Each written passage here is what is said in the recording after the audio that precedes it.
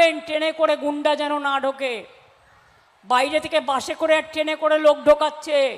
পাড়ায় পাড়ায় খবর রাখুন বাইরে থেকে কারা আসছে আর কোন কোন হোটেলে থাকছে। হোটেলে হোটেলে টাকার আমদানি আর রপ্তানি হচ্ছে। আমের আমদানি নয়, আমসত্ত্বের আমদানি নয়, টাকার আমদানি, দাঙ্গার আমদানি, ড্রাগের আমদানি, মানি লন্ডারিংয়ের আমদানি। আর খোদ কেন্দ্রীয় সরকারের মধ্যে ইনভলভ, কারণ কেন্দ্রীয় সরকারের এজেন্সিকে দিয়ে এই সব করাচ্ছে, মাথায় রাখবেন। কিন্তু ভয় পাবেন না। আমি যখন ভয় পাইনি আপনারাও ভয় পাবেন না। এই 2026 সালে দিল্লিতে বিজেপি সরকারের পতন হবে, আমরা যদি একটু বুঝে থাকি, আমরা যদি একটু ভারতবর্ষকে চিনে থাকি। বাংলায় জিতে ওরা বাংলাকে টার্গেট করেছে, আমরা দিল্লিকে টার্গেট করছি। আগামী দিন তৈরি থাকুন মোটা ভাই।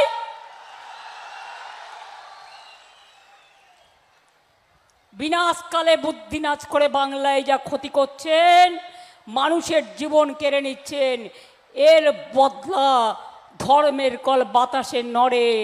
আপনারা দেখবেন হঠাৎ করে আচমকা নিজেরাই নিজেদের পতন ঘটাবেন। আমরা অপেক্ষা করব সেই দিনটার জন্য। মানিকচকের সভা থেকে দলীয় কর্মীদের সতর্ক বার্তা মমতা বন্দ্যোপাধ্যায়। বাইরে থেকে কারা আসছে, কোন হোটেলে থাকছে দেখবেন। টাকা আমদানি হচ্ছে বাইরে থেকে, কেন্দ্রীয় সরকারের সঙ্গে যুক্ত রয়েছে। এজেন্সিকে দিয়ে এসব করছি, আমি ভয় পাইনি, আপনারাও পাবেন না। আমরা দিল্লিকে টার্গেট করছি, বিনাশকালে বুদ্ধিনাশ। হঠাৎ করে আচমকা দেখবেন নিজেরাই নিজেদের পতন ঘটাবেন। এমনই সতর্ক বার্তা দিয়েছেন মমতা বন্দ্যোপাধ্যায় মানিকচকের সভায় দলীয় কর্মীদের উদ্দেশ্যে। এই সতর্ক বার্তা তার।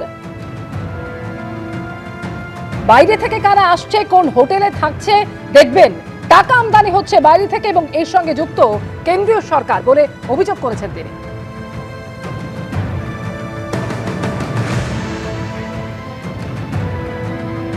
আর মোথাবাড়ি কাণ্ডের ঘটনায় গতকালই ডিআইজির নেতৃত্বে 24 জনের এনআইএ টিম মোথাবাড়িতে গিয়েছে। গতকাল একেবারে বিডি অফিস থেকে শুরু করে টাইমলাইন ধরে ধরে বুধবার কখন ঠিক কি ঘটেছিল, কিভাবে জমায়েত হয়েছিল, সমস্তটা খতিয়ে দেখছেন এনআইএ আধিকারিকরা। আজও বিডি অফিসে তারা গিয়েছেন। আমি সরাসরি বিডি অফিস থেকে আমাদের প্রতিনিধি সুকান্ত মুখোপাধ্যায় রয়েছেন। সুকান্ত,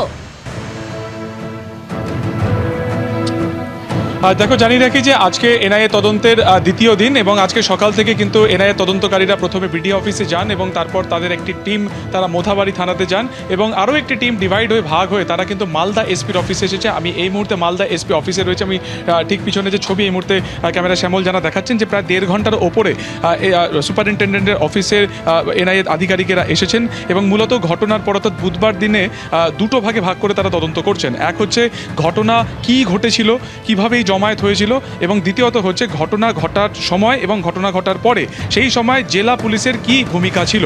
ঠিক এই জায়গা থেকে কিন্তু যে এনকোয়ারি রিপোর্টের একটা অন্যতম গুরুত্বপূর্ণ দিক এনআইএ তুলে ধরার চেষ্টা করছে বা ঘটনাক্রমকে তারা সাজানোর চেষ্টা করছেন।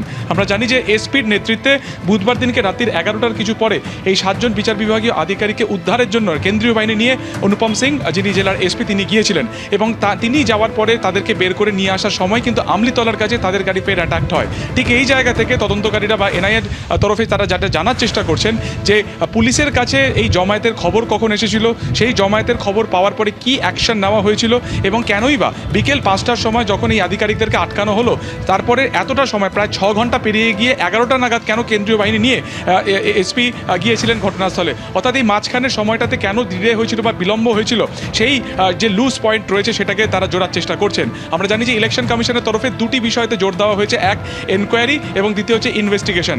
আপাতত তদন্তের যে প্রক্রিয়া রয়েছে এনআইএ সেটাকে এনকোয়ারি হিসেবে রিপোর্ট জমা করতে চাইছেন তদন্ত ইলেকশন কমিশনকে, কারণ হাতে খুবই কম সময়, অর্থাৎ পরশু দিনকে, আজকে শনিবার, কালকে রবিবার এবং পরশু হচ্ছে সোমবার, ফলত সোমবার দিনকে এই রিপোর্ট দেওয়ার কথা। তাই কি ঘটনাক্রম ঘটেছিল, তার কি ক্রোনোলজি ছিল, কোন সময় জিডি হয়েছিল, কোন সময় মোথাবাড়ি থানার কাছে মূলত খবর এসেছিল এবং সেই খবর বা সেই ইনফরমেশন আসার পরে কি অ্যাকশন নেওয়া হয়েছিল পুলিশের তরফে বা জেলা পুলিশের তরফে, গোটা বিষয়টি জানতে সেই তথ্য সংগ্রহের জন্যই এসপির কাছে এসেছেন কিন্তু এনআইএ আধিকারিকেরা। তার কারণ জেলার পুলিশের অ্যাক্টিভিটির সমস্ত কিন্তু কার্যত যার উপর থাকে বা যার পর্যবেক্ষণে থাকে তিনি সুপারিনটেন্ডেন্ট অফ পুলিশ, ফলত অনুপম সিং জেলা মালদা জেলার এসপি, তার কাছ থেকে তথ্য সংগ্রহ করাটা এই মুহূর্তে অত্যন্ত গুরুত্বপূর্ণ।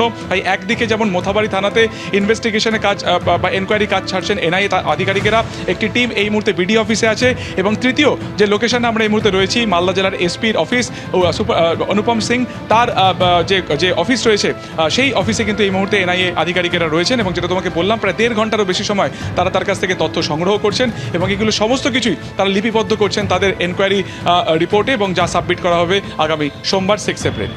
এবিপি আনন্দ, এগিয়ে থাকে, এগিয়ে রাখে।